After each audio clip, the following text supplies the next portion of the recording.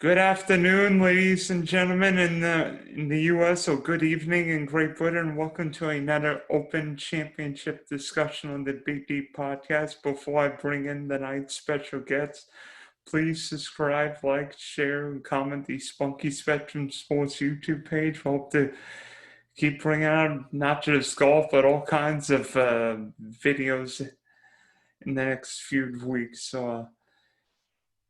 If you saw yesterday, you saw Jeff Ulrich, a DFS writer, on the podcast. But today, I'm lucky to have a British DFS golf expert on from Kent, England. It's my buddy Tom Jacobs. Tom, how's the UK?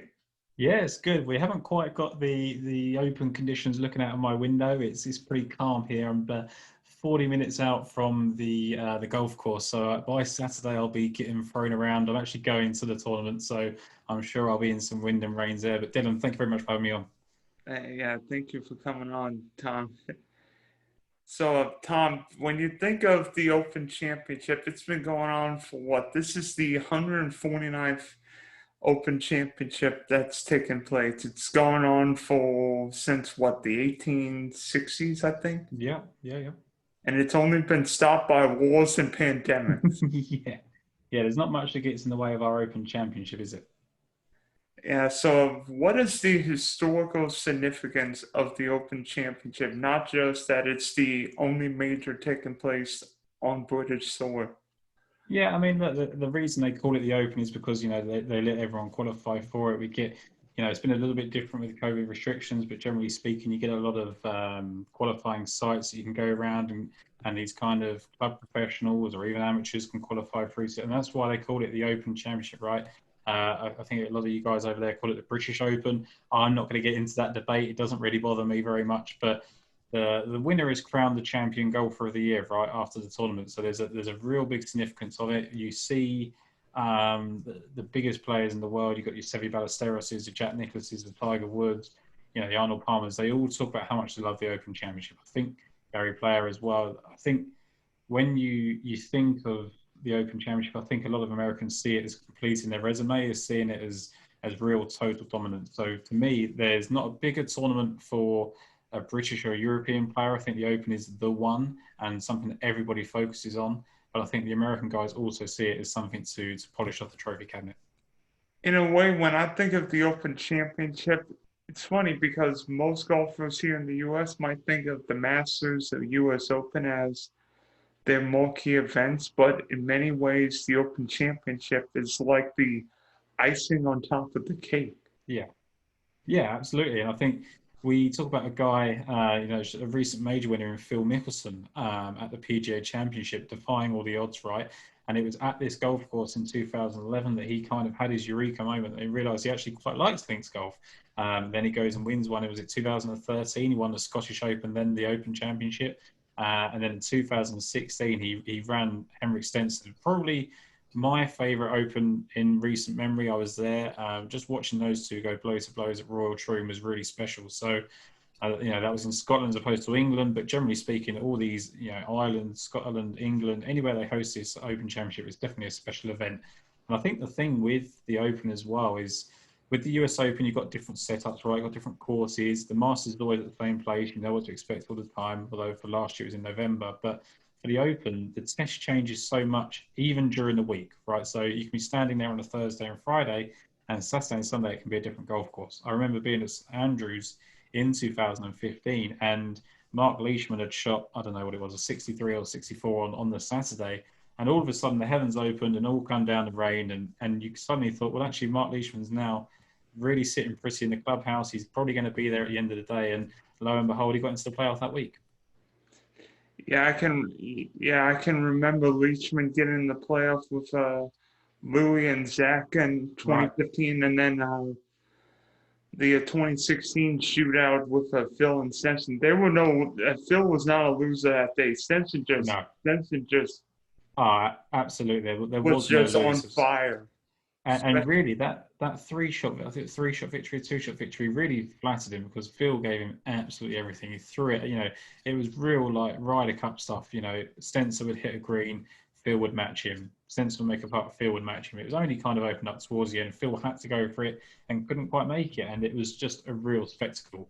But when you look at the rest of that leaderboard that year, that they both of those two guys were in a completely different position to the rest of the leaderboard. There was such a big gap, and I think you can get that at the Open Championship.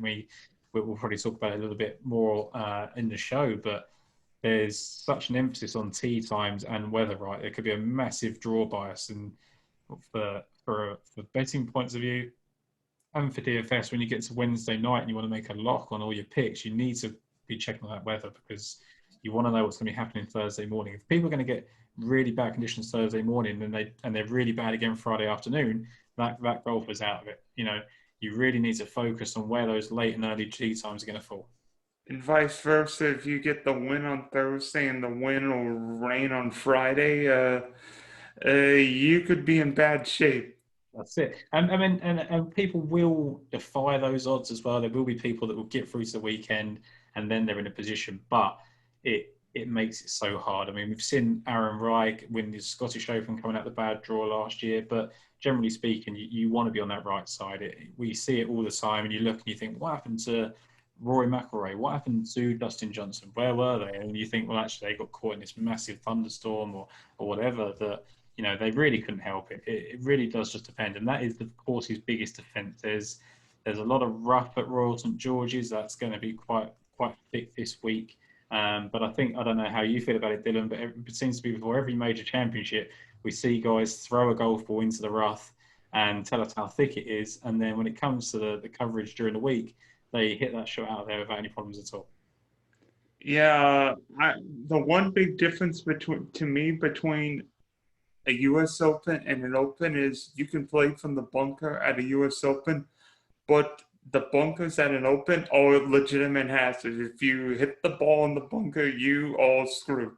Yeah, you might not be out there until the next day, and then you miss your tee time, right? So, avoid the bunkers at all costs. And if you do get that, I think is where the experience comes in. The guys that have decided never to play links golf. I mean, we saw Colin Morikawa come over and get his first taste of links golf last week, and it's a good job he did, because he had a real tough time, and he spoke about it earlier. I don't know if you saw the interview, Dylan, but he said that the grass type really caught him out. How he actually struck the ball, he found the grass reacted differently to what he's expecting, and that's not even bunkers.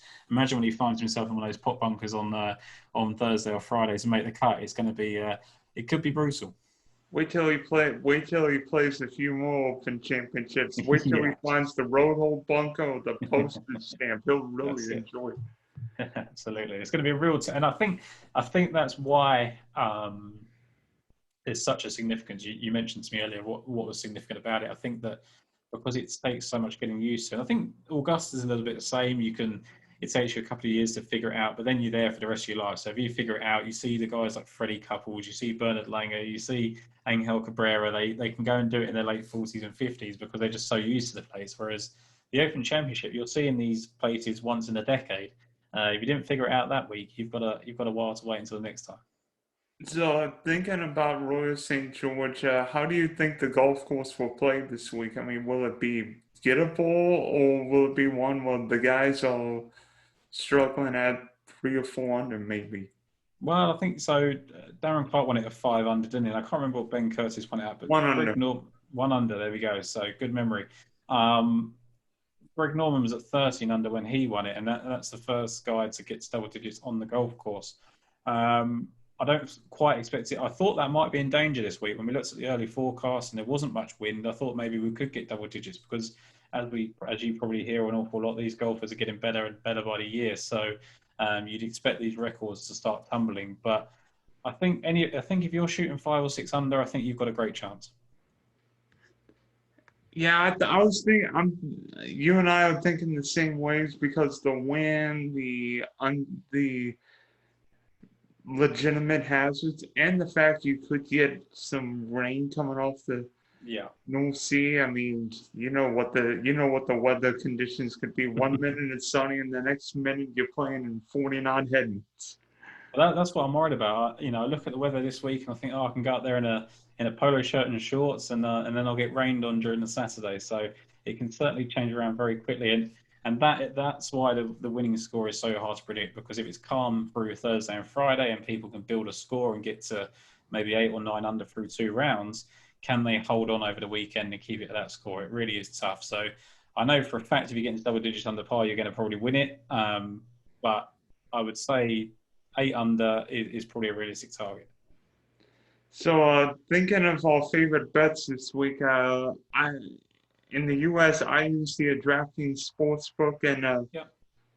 and John Rahm's the favorite at plus 700, Jordan Spieth's at plus 1400, Brooks Koepka's plus 1600, Roy McIlroy's, Dustin Johnson, and Xander all plus 1800, Justin Thomas is plus 2000, Colin Morikawa, Louis Oosthuizen on plus 2,500. Bryson, Victor Hovland are plus 3,000.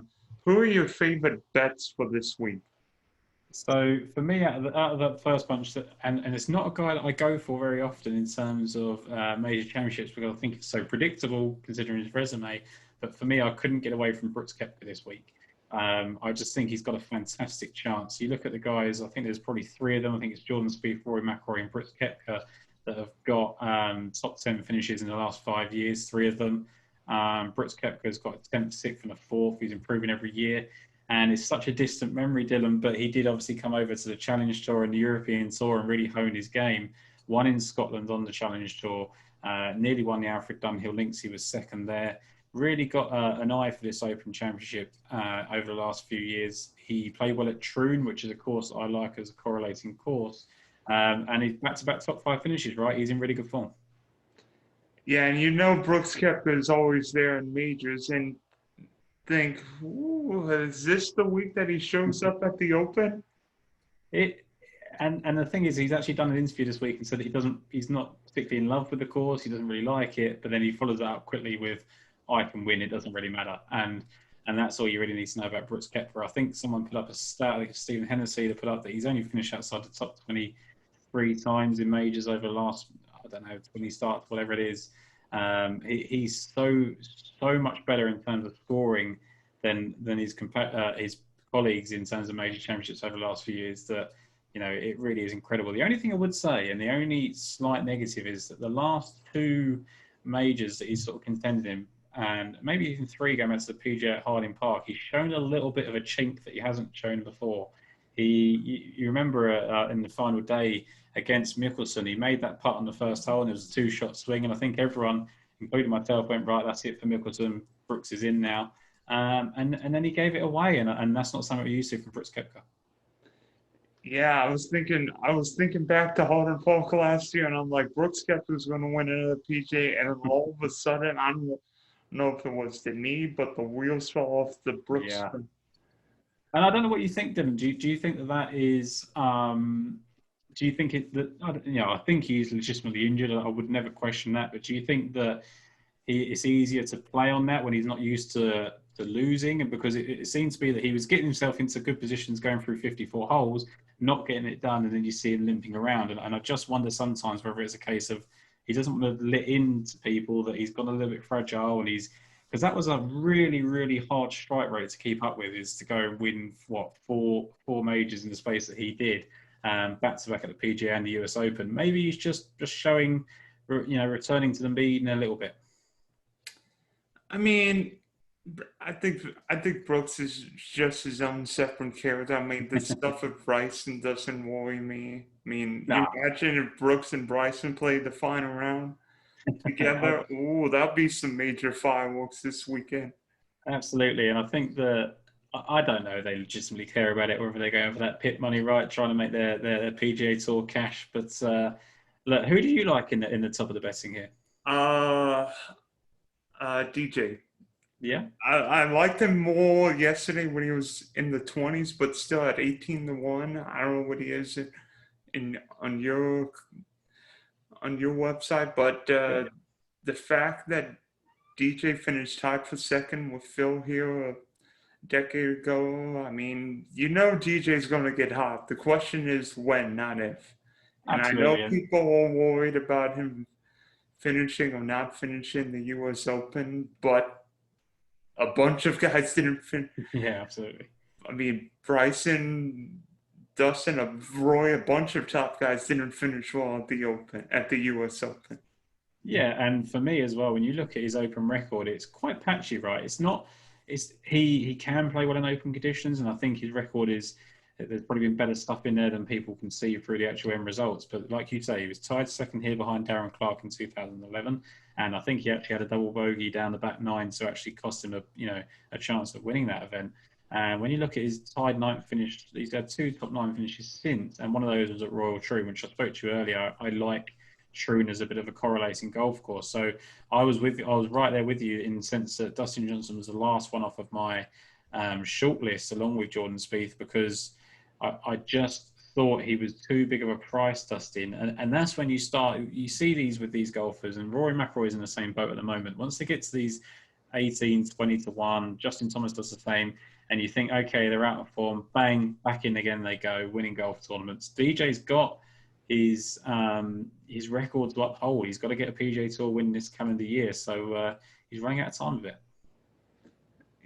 Yeah, the fact that DJ hasn't won is stunning, especially with some of these guys like Phil winning, or Lucas Glover winning the John Deere Classic last week.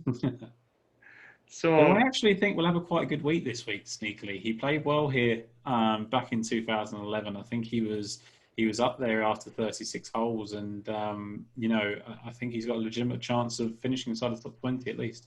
And won a U.S. Open at Bethpage a decade plus ago. And when you look at the Bethpage leaderboards in certain events, DJ and Mickelson's names pop up an awful lot. Sergio Garcia pops up an awful lot. A lot of correlation to this event. So does Brooks. Yeah, absolutely. That's what I mean. It's perfect for Brooks. He won at the Bethpage Black, and that was another thing that I really liked about that as well. It's a bonus. I don't think I need it, but chuck it in. What do you think about Bryson this week? Because to me, I really don't like him from a DFS standpoint, but is he a better bet?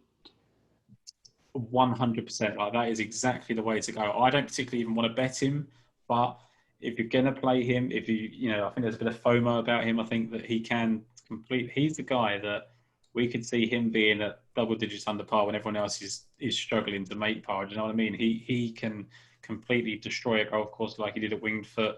If anyone can cheat their way around an Open Championship, I think he can. Not in the sense he's actually going to break the rules, but in the sense that he's going to break the system and overpower it.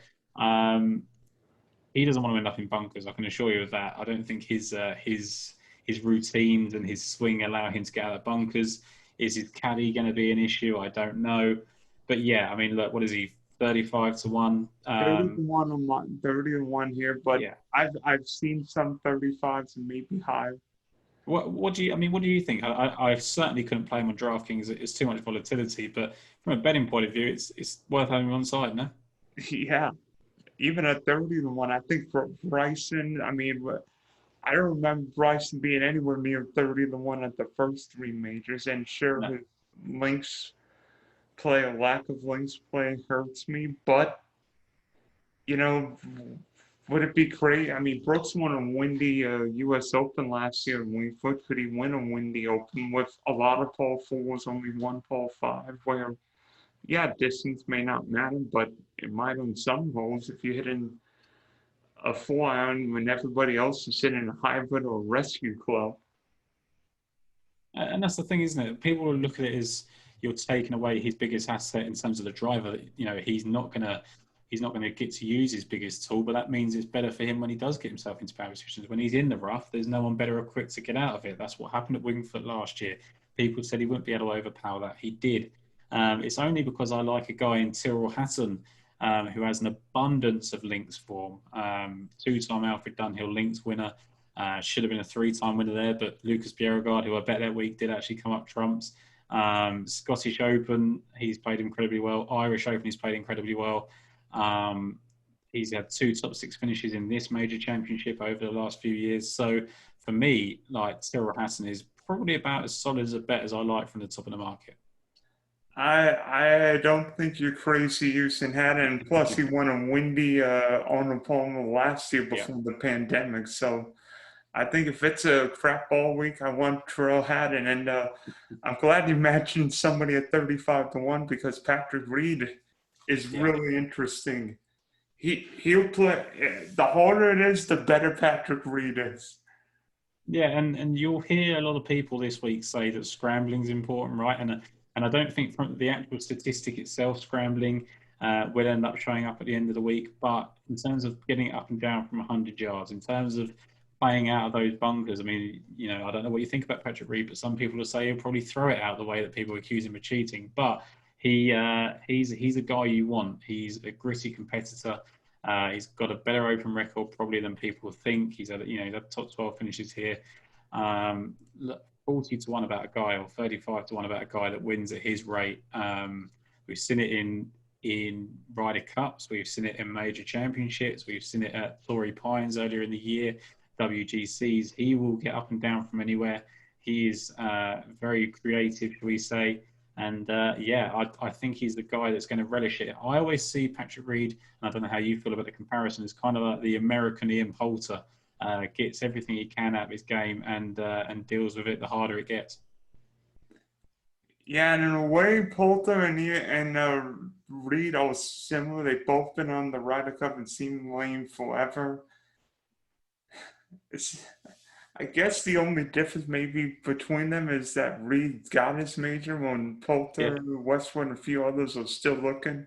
Exactly that, and that just only bolsters your point, is that he's good value, right? I mean, around this mark now, I guess you're looking at people like Victor Hovland, you're looking at Louis Oosthuizen, you're looking at Colin Morikawa, who we've kind of mentioned. All of these guys, I mean, Hovland and Morikawa are very inexperienced.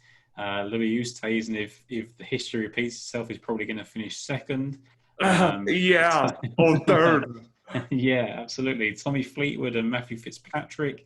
Fitzpatrick played well last week, didn't he? But he says he doesn't like links, and Fleetwood's certainly not the form that he's been in. Tommy Fleetwood. I mean, be honest, at 40 to 1, I'd rather take Daniel Berger at 45 to 1. He seemingly, I know he might not be the most experienced on links, but he won Pebble, which I think will be a similar course to how Royal St. George plays this week. He can get hot with its irons, scramble, and make putts. I think in a way Daniel Berger at 45 to 1 is a better bet this weekend than Fleetwood. Yeah, I mean, there's my podcast on Lost Words. Ben Coley is one of our writers on this side of the pond. He really likes Daniel Berger's chances. And I think he's the guy, right, in terms of his world rankings, he's probably the one that's really overpriced, because I think people just look at him and think he can't win. But you look, he's played really well at the Honda Classic. There's a lot of wind down there at that Florida event, I'm sure you know. Played very well at the FedEx St. Jude. That can get windy. Like you say, he won at Pebble Beach. And he's got that low ball flight, right? He says that he struggles to hit those high shots, which is perfect for here because he wants to keep it below the wind. So I don't know that I'd be super confident in him, but I can certainly see the appeal at the odds. And tied for 7th at the U.S. Open, which is not at Torrey Pines, which is not Daniel Berger's best golf. Absolutely, yeah. I mean, you think about a guy that doesn't hit it too far, doesn't hit it too straight all the time. For him to impress like that, and it's a really good point that you make, because that's a course that doesn't really suit him, and now he's coming to another course that doesn't suit, and you can just see, you'll be surprised what he'll do. I like another guy around here who, when I told my buddy that I was going to bet him this week, I said I'm ready to be heartbroken again, and it's Sergio Garcia, who's sitting there. I'm not sure what price he is over there with you, but he's about 50 to 1 over here. 70. Look, when you talk about course form, not many people have got it. He's got 2 top 10s at this course, 2003 and 2011. He had that little run, and I'm sure you're aware that he's not really made many major cuts since he won that Masters. He tends to miss the weekends, and he's kind of been broken in a Motor Championship, I think is fair to say. But 3 top 20s his last 3 starts, tied 19th for the US Open at Torrey Pines, which is really important to me.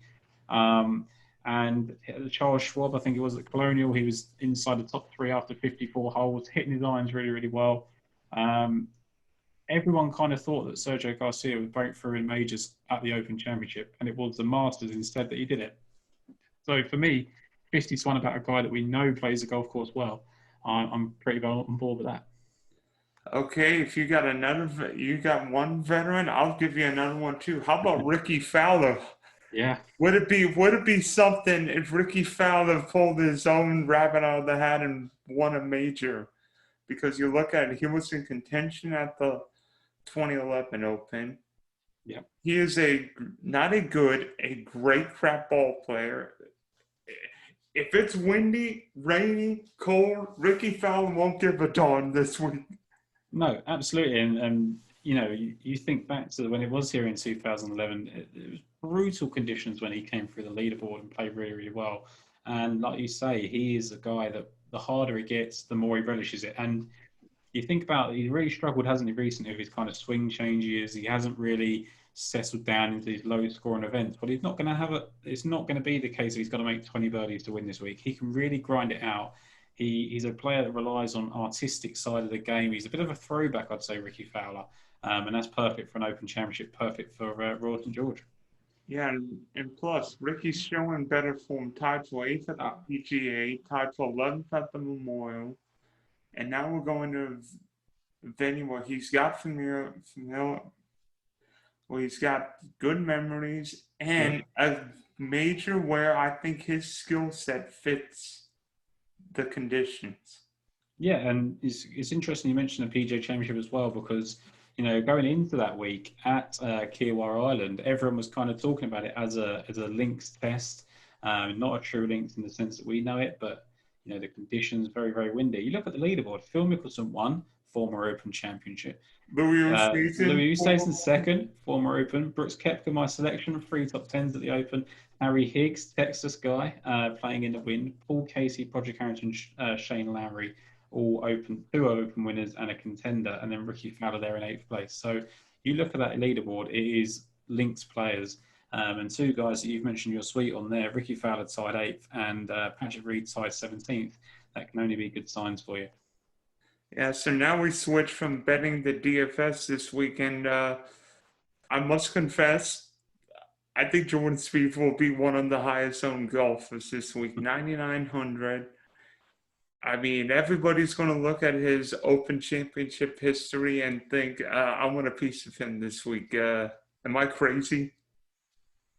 No, he will be probably the highest owned. The only thing that maybe might stop him is I think Xander Schauffele will get an awful lot of love. I think that you know you've got other options there, but the way that it's set up, I mean, if you can start your team with kind of Jordan Spieth and Louis Oosthuizen, which a lot of people probably will, you can put in Colin Morikawa in there if people are believer in him. But yeah, Jordan Spieth, he's getting back to the Jordan Spieth we know and love, right? Played really well this season. Finally, after figuring it out, and the Open Championship's his best major. I mean, everyone kind of focuses on his Masters form, but the Open Championship is consistently there. Maybe Augusta's, you know, gives him the field, and it's somewhere that he's had, you know, that success. But really, the Open Championship is somewhere that he's really learned to love. So, yeah, I think 9,700 speed is going to be very popular. Maybe the only reason why Jordan isn't 100% owned is Justin Thomas, a couple hundred, right in that same range. But I think Spieth will be mega popular this week. Yeah, and he should be right. He's, you know, he does everything right. For me, I would almost rather pay up and go and get your John Rahm. I think I'd rather play John Rahm in DFS than I would in betting because I don't think there's any value in betting. But I think you can still, the way that the prices are set up, you could take him. So, I mean, to me, I'm starting my lineups with Brooks Koepka and Silver Hassan, so I don't need to go to Spieth, but you know, I can certainly see the love for him. In fact, I made a lineup today with Rahm, Justin Thomas, Mark Leachman, Sergio Garcia, Harris English, and Chris Kirk because I'm not sure how many people will use Rahm this week because they'll be afraid that Rahm is not an Open Championship player. Well, he plays the Scottish Open every year. He plays well in the win, and just because it's an Open Championship doesn't mean the top guy can't win.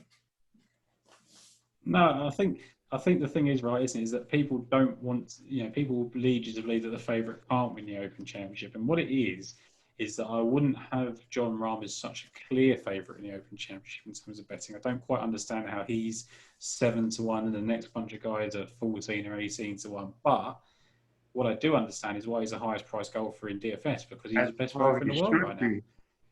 That's where he Yeah, should be. absolutely. And But I don't think Rahm's price tag is that egregious where you can't, where it's like your lineup screwed with so many guys in the sixes, sevens, and eights. You can use Rahm and still have six guys capable of getting top tens or at least making the cut. But I'll tell you what, to help out John Rahm in your lineups, Johannes Veerman is $6,100. And this is a guy that has just gone back-to-back really good finishes on the European Tour. He finished 8th at the Scottish Open and 3rd at the Irish Open. When you look back at his other form, he was 14th in Qatar Masters, where everyone talks about links and wind being an important factor. He was 10th at Valderrama last year at the Andalusia Masters, which is, it's not a windy course, but it's a really tough design where patience is rewarded. 17th at the British Masters last year as well. So, just looking at a guy that can really save you a bit of cash, Johannes Veerman at 6,100 just frees you up to do everything you want. Obviously, we've got a lot of guys to talk about in between there, but I just wanted to give you kind of both ends of the spectrum there. Who is one guy you're definitely looking to fade this week? I think in DFS it would be Bryson. I think I'm worried to play Bryson, and I think a lot of people would take that attitude as well. So I don't think that that's too bold of a claim. I didn't like Rory McIlroy until he came out with his press conference today and said that he'd found something on the Sunday.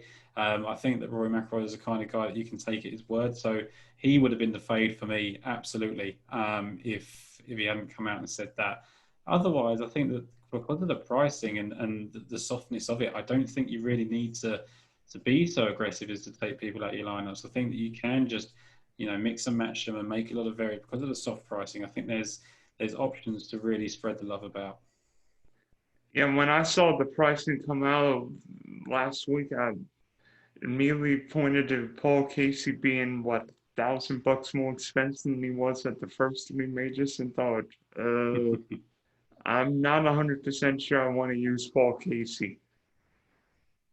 His open record is not great. When you look at where he's actually played well, he's a very limited success in the Open Championship, and when he has done it, it's been at St Andrews, which is kind of a massive open layout.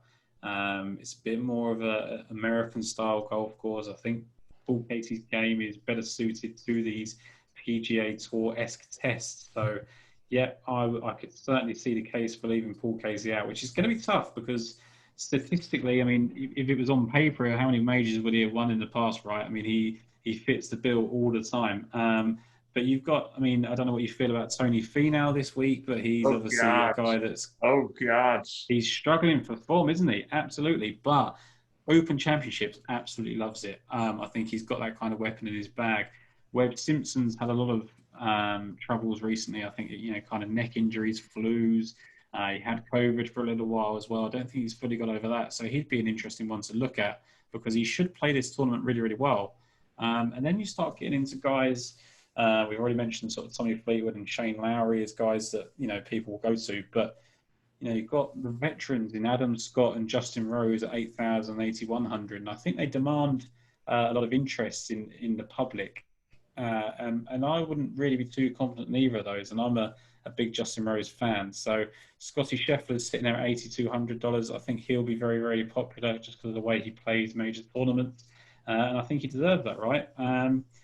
Matthew Fitzpatrick, we just spoke about in the betting odds. Not a guy for me this week. He doesn't say that he plays links very, very well, and I tend to agree with him, despite the fact that he was in that playoff last week. What are your thoughts on guys like Mark Leishman? Jeff told me he really likes Leishman because a lot of people believe that if Leishman will win a major, the Open might be it. Yeah, I mean, look, you've got Augusta, Felicia, and you've got the Open. I think he's really where he's at. That St Andrews one that we referenced earlier. His ball landed in a divot, if you remember, Dylan, off the tee. And if it hadn't, I wouldn't say it'd be as bold to say go on as win, because obviously Zach Johnson did a great job there. But it certainly would have been interesting to see this range now. I mean, like I just spoke about on the betting side of things, absolutely love Sergio Garcia's chances, so I would be going for him in this range. But I'm assuming that people like Lee Westwood and as you mentioned, Daniel Berger are going to be taking a lot of the ownership around this price range. I think Daniel Berger might go into the highest ownership. I mean, his price tag is way too cheap. Way too cheap. He should be in that. How is Daniel Berger Seppi 400 and Paul Casey in the 8,000 range? That makes 0 sense. Yeah, it's not. It is wrong. I think it's basically priced by the fact they don't think he can do it, which doesn't make any sense because okay, he's not played the Open very well to this point, but he's not been in great form or he's been injured when he's been playing those Open Championships. So he is coming in renewed confidence. He's been a really, really good golfer since the pandemic. 2 victories since then, 15 out of his last 17 cuts on DraftKings. 7,400 is completely wrong. I think the only person that is underpriced as much as him is Sam Burns at 6,300. Oh yeah, as a guy that's won. And I think those guys. I think Sam Burns will have an awful lot of ownership. And as we, the show that I've just come off, we talk about European Tour guys. We've been trying to sort of find guys around his range to pivot off of. Because I think that Sam Burns will be the guy, but Daniel Berger is certainly going to take a lot of that ownership. So ultimately, Sunday afternoon here or Sunday night in the UK, who is lifting the claret jug? Brooks Kopeka is going to lift the claret jug. He's going to go one step closer to the Grand Slam. I think Tyrrell Hatton is going to put in a valiant effort, as will Sergio Garcia. And then I've got a couple of guys in terms of Alex Noren. I think will go very, very well. He's just flashed up on the PGA Tour. But I've got to stick with my guy Brooks. I mean, if I'm taking a guy 18-1, I've got to believe he's winning, right? Yeah, Brooks would be an interesting one, but I really like Jordan Spieth this week. Yeah, I completely see it. I think that he was the guy. I mean, so I had Jordan Spieth, I had Brooks Koepka, and I had Dustin Johnson, and I ultimately fell on Brooks Koepka on the fact that I think that he is due another major championship victory if you go by anything that he's done in the past. I think those two top five finishes in recent weeks really help him. His long game is the best. Maybe it's been in his career, which is really weird considering he's come off that knee injury. So if he can fix that putter, which we know he can, I don't think he's ever going to be in a better position to win this championship. Yeah, in a way, I was going back between DJ and Spieth, but then I'm like, I'd like Spieth better at an Open, but I'm a little worried DJ might get hot and just blow away everyone. I think the best thing for you to decide between those two is to keep an eye on those tee times and see what the weather's like, because that might make that final decision for you. Because it could take it out of your hands. If one of them gets a better draw than the other, then certainly go that way. Because, like you said, I think you're on the right lines of thinking. I think Jordan Spieth is the guy, and I think he'll be a very, very popular choice this week because he's probably got the most natural game for the Open Championship. He loves the creativity side of things. He gets himself out of trouble. He's really gritty, deals with bogeys pretty well, and Dustin's just as likely to shoot 80 as he is 65. So he's the type of guy that's too volatile, generally speaking, for this championship. It's just this might be the right golf course for him. What do you think the winning score will be? It's tough again because as we sort of spoke before we came on, it really is when you look at the weather reports. If it's going to be slightly benign for the first couple of days, I think people can get scores under there. I think if he gets 8 under par, you're going to be in really good shape. I'm thinking 6 under, but it could be 3 under, it could be 10 over, or it could be 10 under. Yeah. This is the thing: you don't get tournaments where the range is so hard to predict, right? It literally could be over par. It could be double digits under par, as we've seen with Greg Norman. I don't think it will get to that now. The weather reports have come out, but I think anywhere, like you say, from 3 under par to 8 under par could win it. And I think if you get to 8, then I think you are certainly going to be in the top 3 or 4 players. And by the way, one of the reasons why Jordan's people win the Open this week, what do the last 3 Open champs and Royal St. George have in common? Go on, talk to me. Would you like to take a guess? Greg Norman, Ben Curtis, and Darren Clark. No idea. Their last names were 6 letters long. There you go. So that means one of us will be right this week, right? That's it. Yeah, I mean, it's either that you can take Emiliano Grillo if you really want to go into that sort of those sort of things. But yeah, no, that's good. Yeah. Or Ricky Fowler. Yeah, written in the stars. That is 6 letters. I mean, that didn't come up in my open research, but I like that stat, and it makes me feel better about Brooks Kopeka. Our buddy Ben Ross tweeted that a few days ago. So I can't wait for the Open, and this is going to cap a crazy last couple of weeks in Britain with Wimbledon, the Euros, and now the Open. What next? Yeah, I mean, the Euros is still a tough subject for us over here in England, so we tend not to talk about that. But yeah, it's been a summer of sport. It really has. I think many people will probably consider this the end of the golf season, if you like. But we've got the FedEx Cup playoffs, we've got the race of the Dubai on the European Tour. There's still plenty to play for. There's WGC in there as well. So it's the end of the casual golf viewers' time, I think, at the Open Championship. But there's still plenty to look forward to. And don't forget the Ryder Cup coming in September. Absolutely. I can't wait to see the Ryder Cup back in action this year. That will be electric. Well, I tell you what, there could be a 48-year-old Richard Bland on the European team if he carries on playing the way he does. So that'll be an interesting matchup for you to go against. How about Richard Bland, Phil Mickelson in singles? Stuart Sink, he's got to be up in consideration, right? Oh gosh, I'm like, we're gonna get all the old guys. I mean, Jim Furyk just won the Senior Open. Might as well bring him back. give him a shout. I'm sure he could bring it in. Yeah, hit some fairways. Although I don't think the golf course is made for, what is it this week? Is it Hazeltine or Whistling Straits? Whistling Straits. And that's not Furyk's golf course. Now you need. I'd rather have Tony Finau than Furyk at Whistling Straits. Take Tony or Scotty Scheffler and let them tear it apart. Yeah. And we'll stick to Richard Bland pounding fairways. Yeah, Richard Bland will hit the ball 260 and just make birdie the old-fashioned one.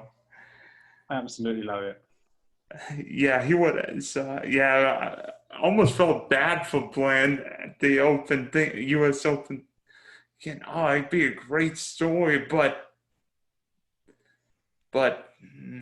it wasn't going to last, was it? I think I've said he's actually hitting the opening tee shot this week, and I think he can actually make a real run as the first round leader this week, Richard Bland. So watch him out to make a 3 or 4 under par start on Thursday. And if he doesn't hold on, he doesn't hold on. But I'll certainly be having a first round leader ticket. Yep. So thanks for hopping on, and we can't wait to see the Open this week. Dylan, thank you very much for having me. I look forward to seeing you again soon. Thank you.